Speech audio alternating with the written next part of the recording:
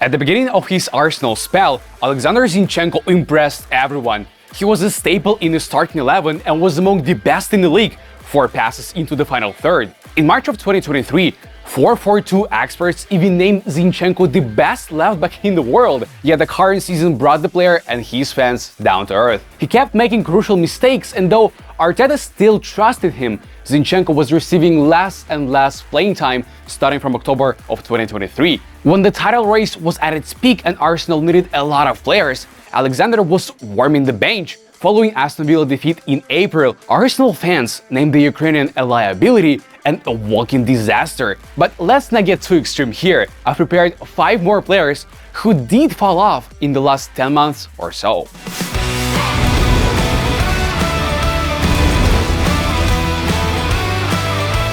Viktor Osimhen opens our list. Last year, some said he was far more crucial for Napoli than Kubica Kvaratskhelia and could once be a potential Ballon d'Or winner. Now, however, the excitement has died down. Viktor half-assed the season as he was already thinking about moving to another club. With this attitude, Napoli definitely missed out on selling him last summer. During the last 10 months, Osimhen has been less aggressive, less creative and less involved in the game. His finishing has noticeably worsened, and so has the percentage of aerial duels won. In the game against Roma in December, Osimhen received 2 yellow cards within 7 minutes, while the team were already playing with only 10 men. The result was a predictable 2-0 defeat. In the Champions League, Osimhen only scored 2 goals in 460 minutes and didn't look like a world-class striker anymore. On top of that, there was a weird beef with Napoli's social media manager who posted a video edit that Viktor got mad about. Honestly, when you're focused on a big goal, you forget trivial things like this. Chelsea are still interested in signing the Nigerian, and I believe that could be the best option for all involved. Go to a new club and shut the critics.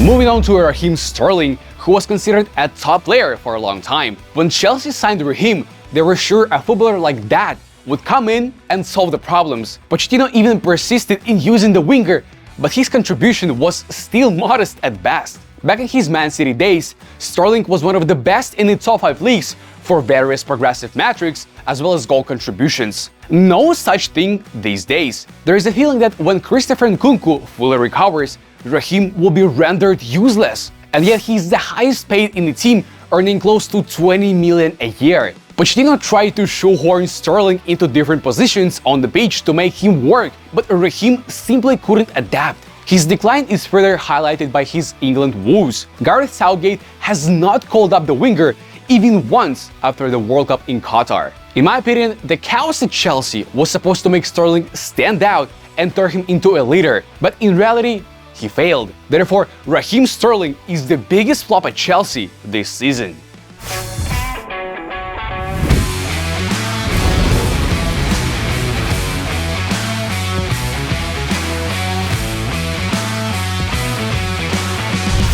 Third is Robert Lewandowski. It's a story similar to that of Raheem Sterling, a player the club counted on suddenly regressed.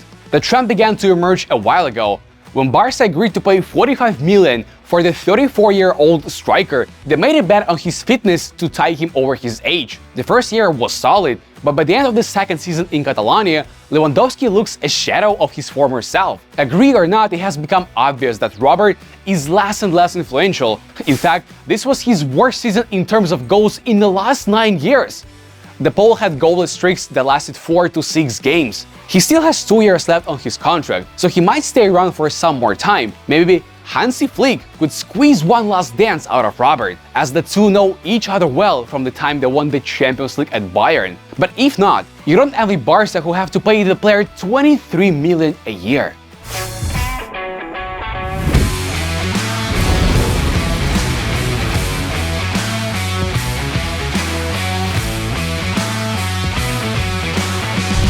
The runner-up is Jack Grealish.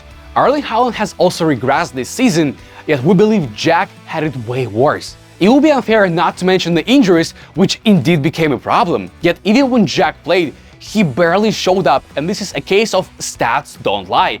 just 3 goals, 3 assists in more than 2,000 minutes of playing time. Okay, we get it, he hates stats, as he recently admitted it. I feel I bring so much more to the team than just goals and assists. It's just a shame that everyone in the world now just loves stats. But stats aside, where is the Grealish we know from his days at Aston Villa and the first year at Man City? It's not clear who to blame. Maybe it's Guardiola's rigid system, which forces players like Grealish to be more automatic and less unpredictable. You may remember this one episode from the Champions League quarterfinals. Man City started a counterattack, but instead of bursting forward and creating a potential big chance, he stopped to wait for others. The old Grealish would have never done that. In the end, Doku replaced him and did much more in just 30 minutes on the pitch. Heck, City scored an equalizer with the Belgians' help. What a shame if we have just lost Jack for good.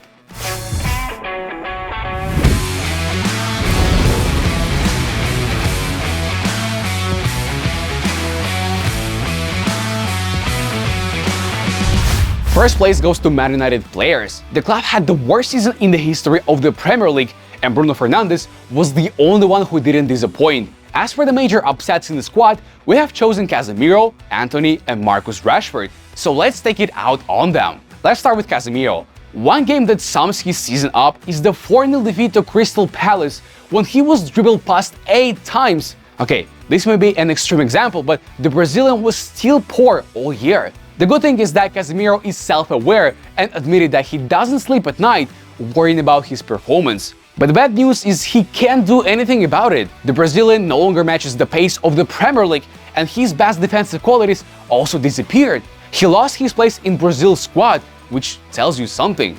Yes, Casemiro was a makeshift center back in a couple of games because of a severe injury crisis, but it can't be an excuse for the entire season. Perhaps Carger is correct in saying that it's time for the Brazilian to go to MLS or Saudi Arabia. Next on the list is Antony, who was named the worst transfer of the last season by many experts and fans alike. Ten Hag himself realized things didn't turn around as expected. However, because of injuries, Man United always lacked players, so relatively injury-free Antony had his minutes. But again, he failed to justify the almost 100 million spent on him. He's not even around the top 5 players by goal contributions in his team. And to top it all off, Antony reportedly insulted the only person who believed in him, Erik ten Hag, calling the coach a bald egghead. Ten Hag deserves criticism for his work, but Antony is the last person to give it. And the third anti-hero is Marcus Rashford. After the accident last season, the forward experienced a sharp decline despite the team trying to play to his best qualities. Marcus is allowed to play high up the pitch, and in addition, he doesn't have a strong competitor for his place in the lineup. Still, he failed to show up. Sometimes you look at him and it seems like he couldn't care less. In recent years, Rashford had 2 strong seasons, 19-20 and 22-23. Both times, the forward found himself in good positions and had many chances to score. This term, he's only 9th in the team for shots on target per 90 minutes. Perhaps something is distracting him from playing at his best, but really Rashford must get more diligent or even angrier with himself.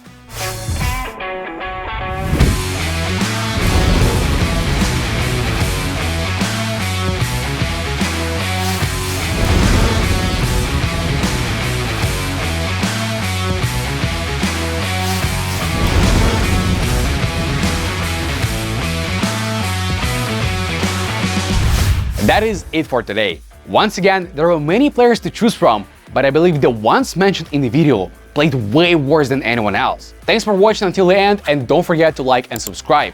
Know the ball.